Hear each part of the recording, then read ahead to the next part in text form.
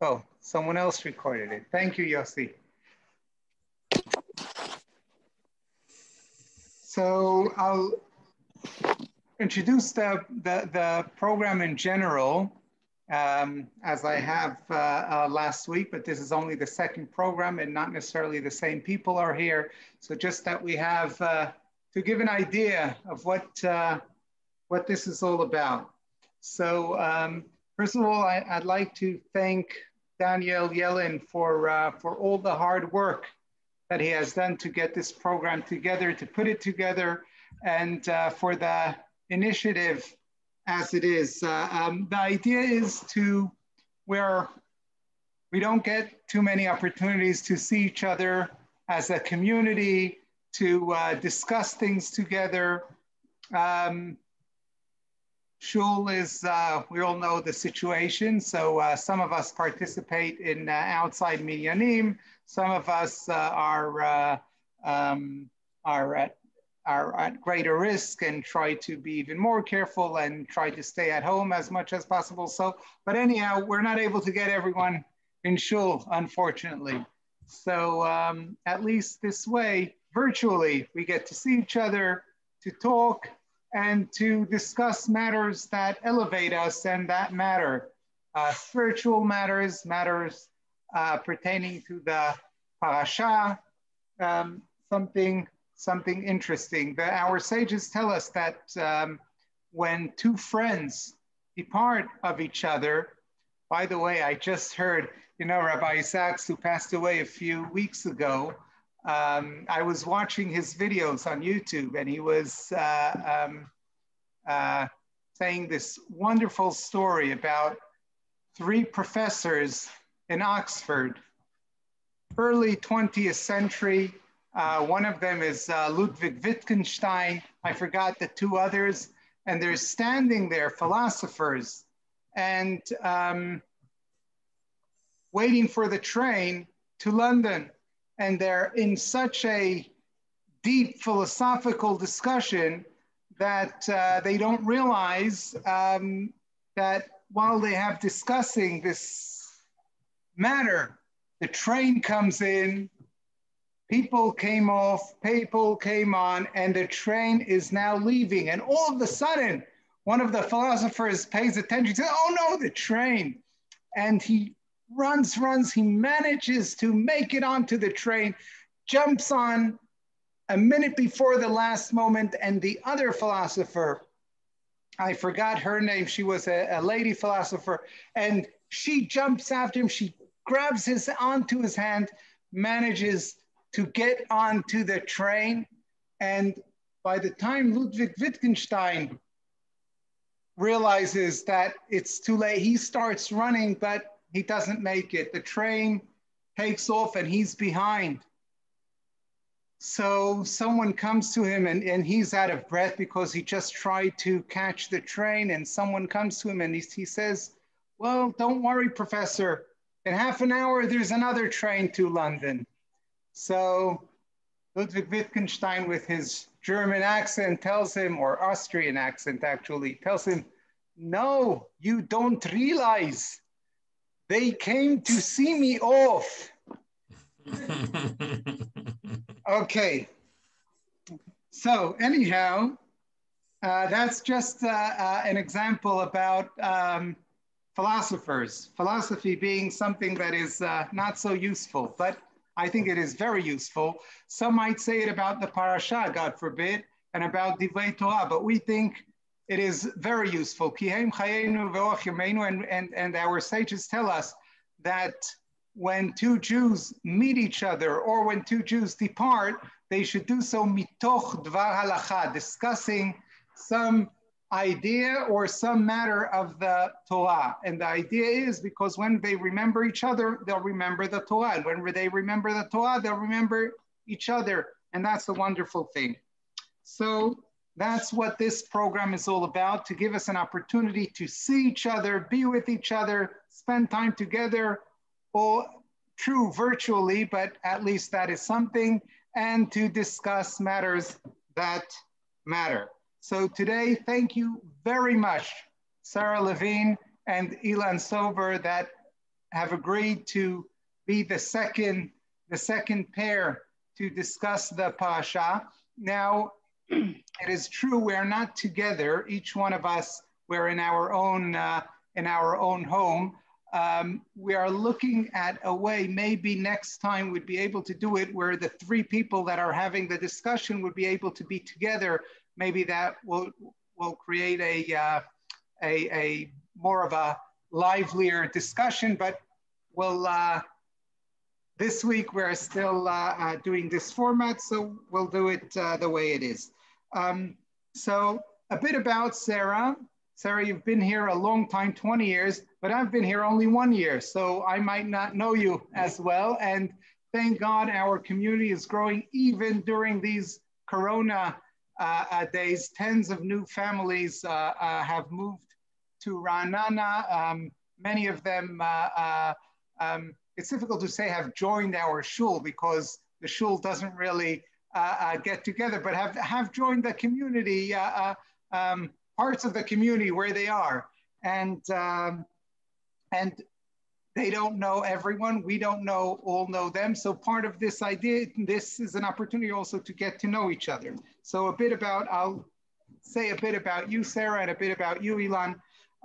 So Sarah made Aliyah in the year 2000 with her husband, Josh, and their three children, Daphne, Rina, and Shoshana. Later on had their fourth child, their son, Eli. Daphne is married to Eitan Zand and lives in Ra'anana. And Sarah is very fortunate to have many of her siblings and her dear parents, which we all love and adore, Mark and Ida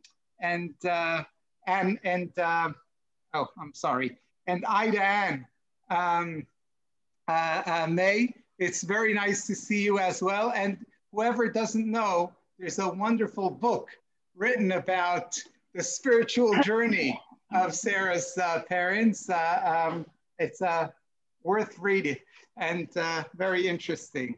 By the way, thank you, Mark, for the book. Good promo. So that's about Sarah. Of course, Sarah is a deputy veterinarian in the Municipal Veterinary Department of Ra'anana Kfar Saba for 14 years now.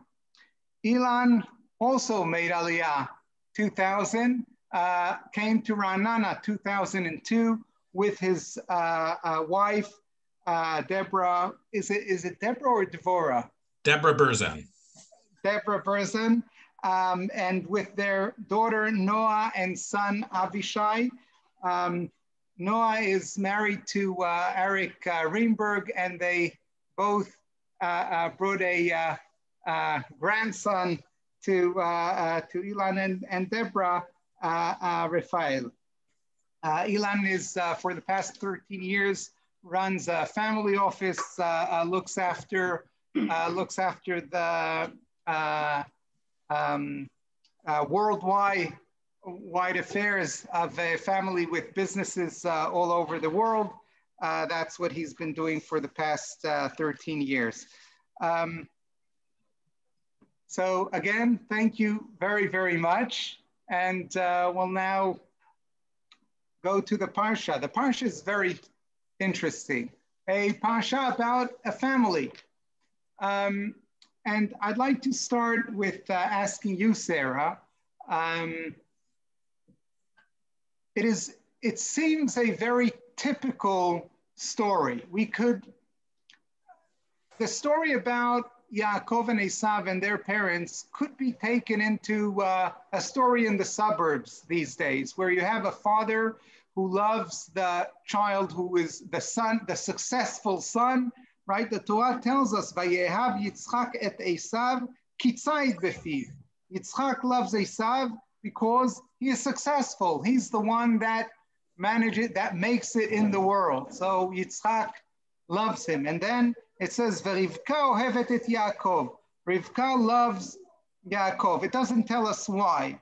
And it seems that the reason is because, like any mother, she loves the son that is the underdog, the one that is not so successful. She maybe even feels pity for him. I don't know. But my question is this: Yitzchak and Rivka are not any father and mother. Don't they know that it is not a good idea to show more love and affection to one sibling over the other?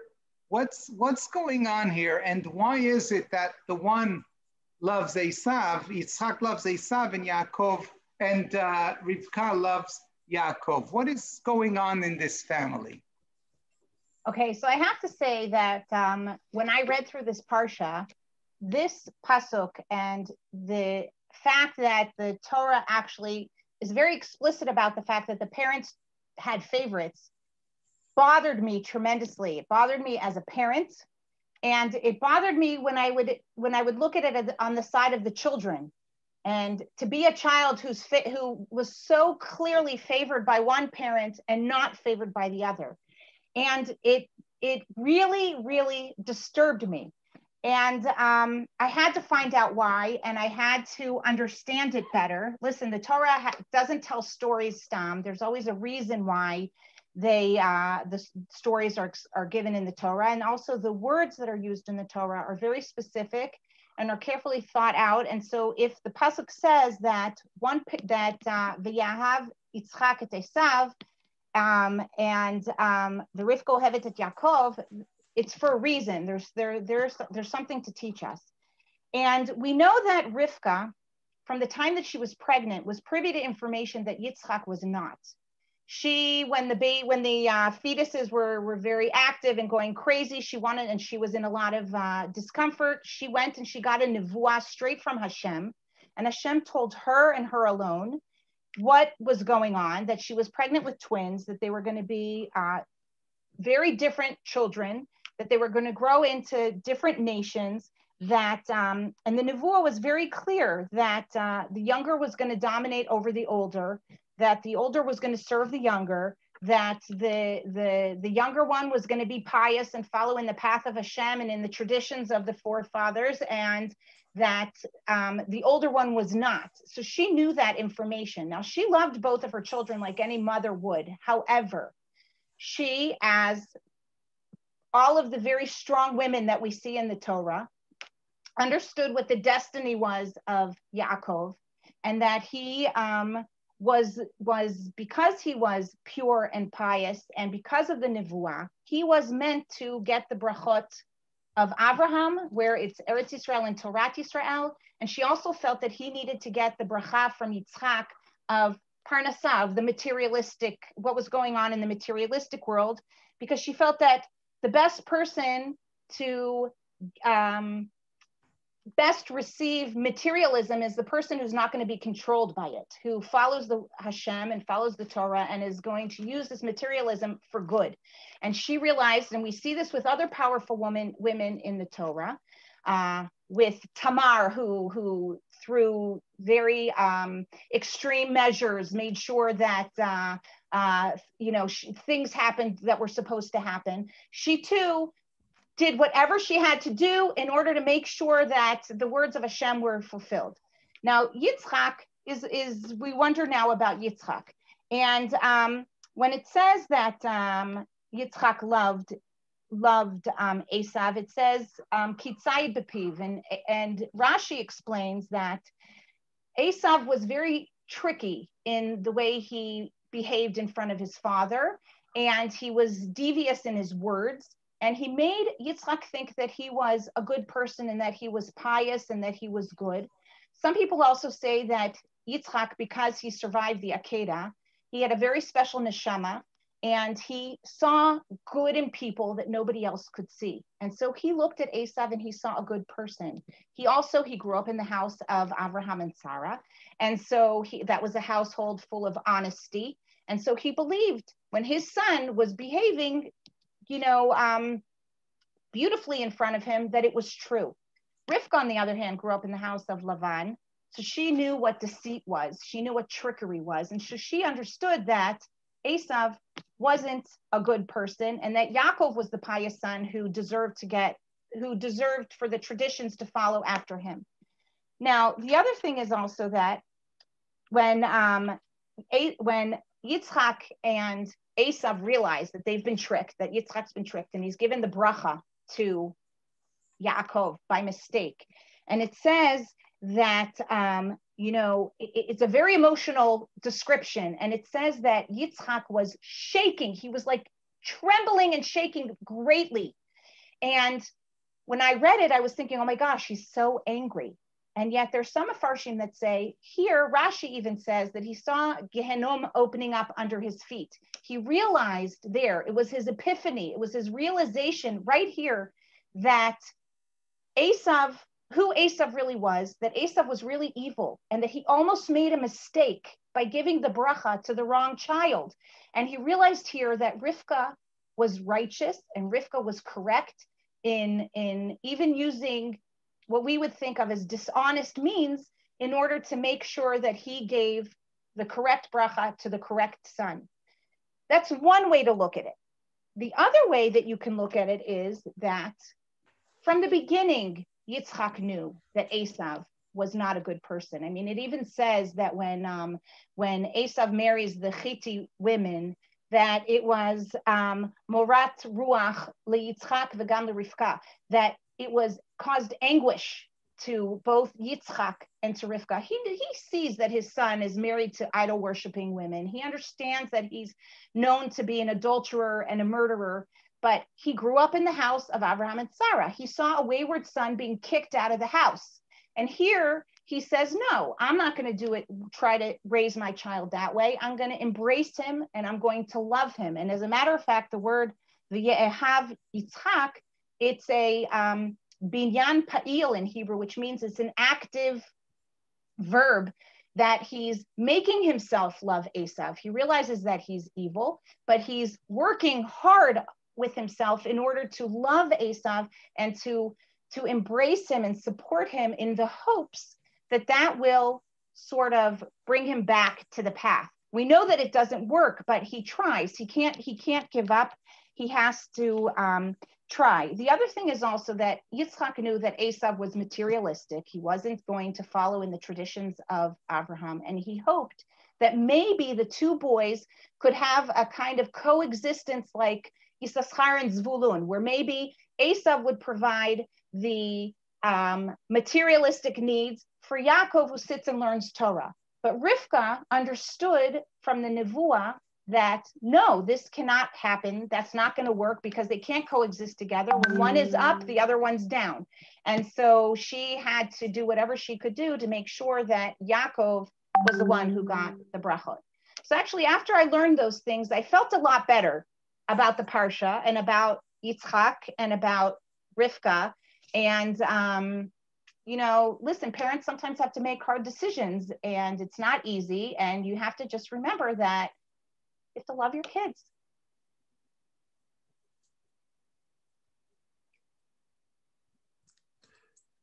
I think there's another way of, I totally agree with what you said. Maybe the Torah, though, is giving us a reverse view, which is maybe a little bit of what not to do rather than what to do. And they're doing it sort of in sequence with, you have the story of Avram and Sarah with Ishmael. I know that God says, do whatever Sarah says, but in the end of the day, the family breaks apart with Ishmael being cast out. And there's, as David Kahn mentioned last week, there's sort of some hints that Yitzchak was trying to reconcile with Ishmael towards the end. We know that Chazal said that he did reconcile. And he goes to Berach HaRa'i and he brings back Hagar and he does all kinds of things to try and, let's say, glue together the pieces that have been shattered by the casting out of Ishmael. I wonder whether Yitzchak isn't trying to do, he's trying to do the same thing here. He understands that there's tensions between Yaakov and Esav, as you say, but he can't accept the idea that an Esav is going to have to go his way and a Yaakov is going to have to go his way. Yitzchak is, as you say, is trying to piece the two back together and somehow reconcile between the two people, the very different personalities. As you said, Rivka knows the Nevuah, but it also continues down to Yaakov and the mess with his children. It just keeps on going, and that's what the Torah is doing. I think is telling us in many ways not to do things as much as it is to say how to do things. And you have to kind of like read between the lines to try and figure out what's the underlying message. I totally agree. And I have to say that I also saw somewhere else that because Yitzchak was trying to keep his family together and to be very loving, just like Hashem loves us when we sin, so too we have to love our children, even if they're not perfect and go off the path. And because of B'schut his love for Esav, all of Yaakov's children stayed, shall we say, religious, or following in the traditions of the forefathers, because they followed how Yitzchak actually loved his children. So they learned the right lesson. He learned the right lesson, in effect. Right. And you can even see that a little bit with Esav, because there's certain reconciliation that happens even between Yaakov and Esav 2 parshas from now. If you go to Parshat Vayishlach, at the very end of their encounter, right, you have Yaakov referring to Esav and saying, Ra'iti panecha kirot pnei Elohim v'tirtzeni, right, that, you're my master, in effect. He's acknowledging Esav's greatness and acknowledging Esav as the master. And he says, Kachnad birchati asher huvat lach, right, take my, and here it's an ambiguous term, birchati, right? The simple thing is to say that it's the mincha, the sheep and the oxen and the goats and all the rest that he was giving. But Kli Yakar says no. He means take the bracha that I stole from you, right? I want to give it back to you because I want to reconcile. To that, but I want to get to that, Elan, at the end. That's a brilliant idea, I think, what you said now of the Kli Yakar. And what I hear you saying, Sarah and Elan, I hear 3 readings of the Parsha. 2 readings which you offered, Sarah. The one where Yitzchak is let's call him the naive tzaddik, because he's truly spiritual, but maybe too spiritual, where he's not able to detect evil. He's not able to fathom that someone might not be what he poses to be. So he sees Esav. Esav manages to trick him, while Rivka comes from a place where she realizes what trickery is. That's the one reading. The other one is where Yitzchak knows exactly what he's dealing with, but he wants to. He believes that's the way of holding the family together. But in both your readings, Rivka knows what she's doing because of the nevuah, because she's able to read through Esav. And then, Elan, you offer a reading where you say, perhaps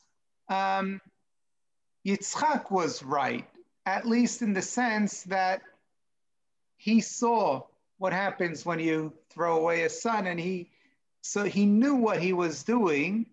But not only that, he knew what he was doing, unlike maybe Rivka had this prophecy of le'om ye'ematz, but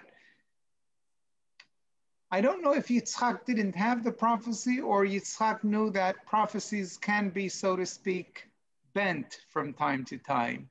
Because there's no indication, I say in the Parsha, that she ever communicated this to Yitzchak. Certainly, Rivka doesn't think that he knows it because of her reaction later on when he says, I want to give the blessing to Esav. And she assumes that it's going to be the Birchat Avraham and a particular blessing, whether it is or isn't, we'll get to when we get to the blessings. But she clearly thinks that he doesn't understand. He's about to, he's going against the nevuah, or he's doing something. And why they don't talk is a whole other story. There's not the lack of communication with husband and wife. But it seems like he wasn't aware, at least from the pshat. Okay, this takes me to the next question, and that has to do with the brachot. Once Yitzchak finds out he gave the bracha to the son, to the wrong son, from his perspective at least. But it seems that he immediately says,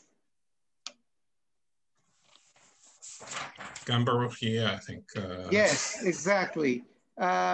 He's first, as Sarah said before, he's trembling. He realizes that, but he says, "Who is it that did that?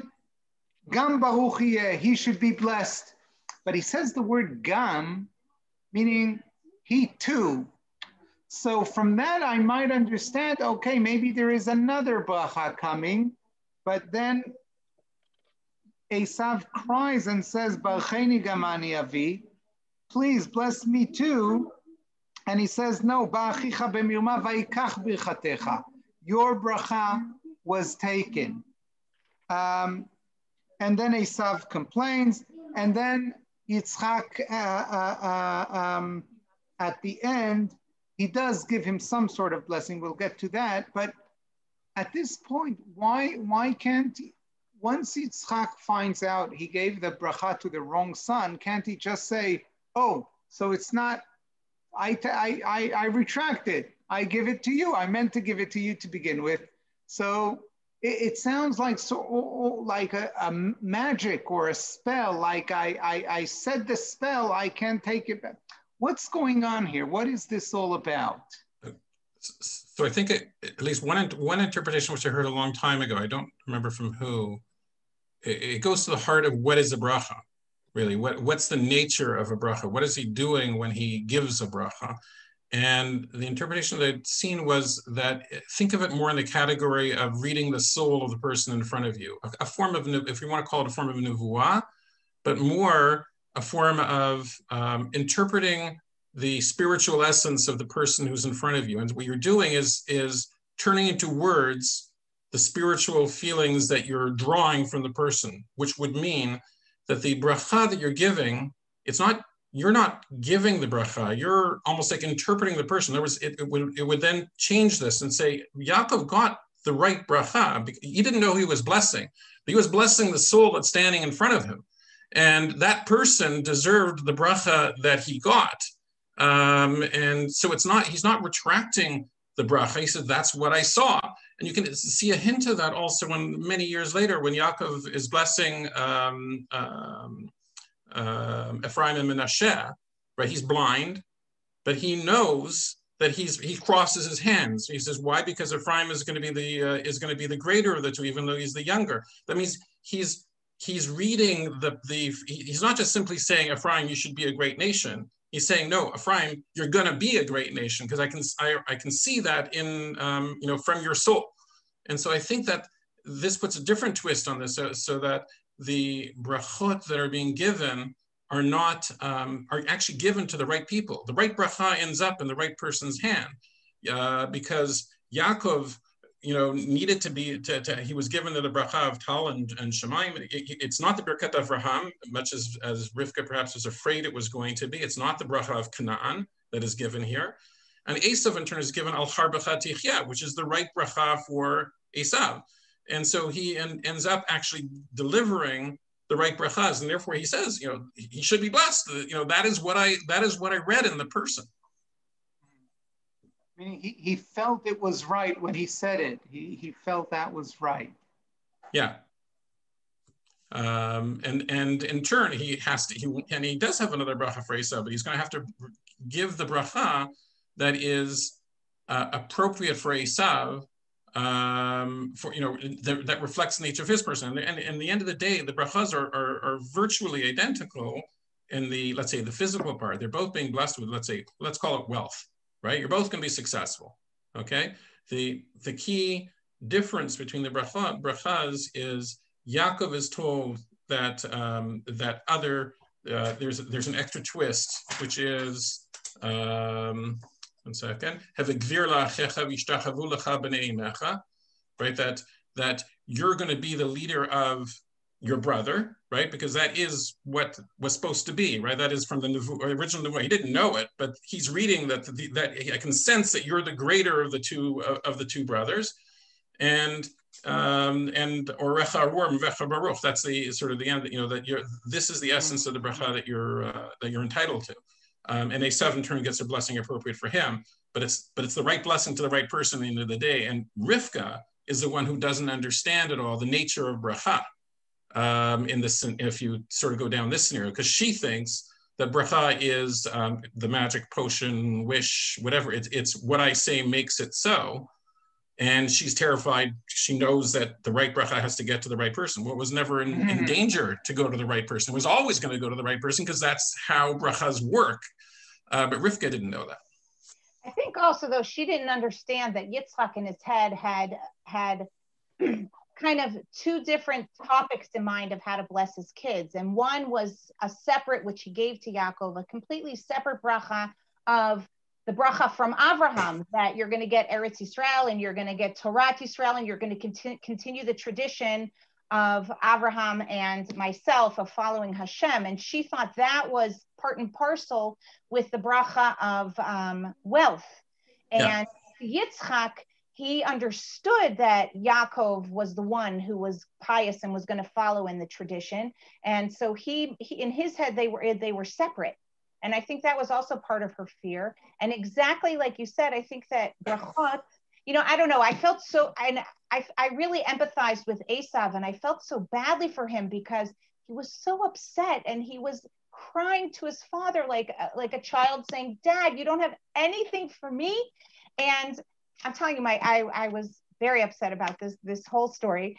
But the thing, exactly what you said, Elan, is that with bracha, a bracha is basically recognizing who's before you and giving them what they need to fulfill their potential. And with Yaakov, his bracha was, it says, V'yiten lecha Elokim. It's coming from Hashem. It's coming from miracles of Hashem. And we know very much that our success, whether it's rain in the right time or all of our successes, only come if we follow the Torah. And if we don't, we get kicked out of the land and we put in exile and we don't succeed in life. And Esav's bracha wasn't contingent on Hashem or his following the Torah. It was just going to, kind of natural course of things he was going to get his brachot. So, and that was correct for him. Like you said, that was what otherwise he wouldn't have gotten anything, I think. So Yitzchak understood that he had to give them each what they needed in order to fulfill their correct potential. That brings me to the next question. You might have answered it in a way now, but maybe you want to elaborate a bit more. And that is, and maybe we will conclude with this question, and that is, Yitzchak, to begin with, it sounds as if once one bracha was given, that's it. And then Esav says, "Habracha chati lecha avi." Is that all you have? Do you have only one blessing? And he said, "Alo atzalta li bracha." You meant to give me a blessing. And then Yitzchak answers, well, what am I going to do? I gave him hence gvir samtiv lach v'et kol echav natati lo la'avadim v'dagan v'tirosh smachtiv ulecha ifo ma'asevni. What can I do for you? And then Esav cries, and after he cries, then Yitzchak does give him a blessing. So what is that blessing? Meaning, after Yitzchak says, what am I going to do? And Esav cries, and then he does give him what is that blessing all about? That second blessing that Yitzchak does give at the end. Interesting question. It might be, there's one more piece of information that is given in between those two blessings, which is V'yomer hachi kara shmo Yaakov v'yakveni ze pamayim et bechorati lakach v'nei ata lakach birchati. Right? So presumably, Yitzchak was not aware of the transaction for the Nazir Adashim that happened years earlier. And this is where he first encounters it. Suddenly he says, oh, okay, because I think he never knew about the Nevuah of Rav Yavod Seir, and therefore he wasn't going in that direction. He was just blessing the person in front of him. And suddenly Esav lets it slip, as it were. Oh yeah, and he's even took my birthright. So suddenly Yaakov, I think, is maybe calmer, and he says, okay, so then everything is playing out the way it should. I did read the soul correctly, right? And now I understand why, because I think he was afraid at first. He says, how can it be that I was reading the situation wrong?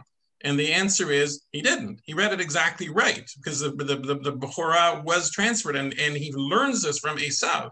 And that's when he's then calmer, and he's then able to say, okay, so everything's so far so good, right? And he says, Gam Zeh Baruch, but okay, so now let's try to deal with your situation, and let's deal with you as best as we can. And he gives him the bracha that's appropriate for him. Sarah? I don't really have much to add to that. I have to.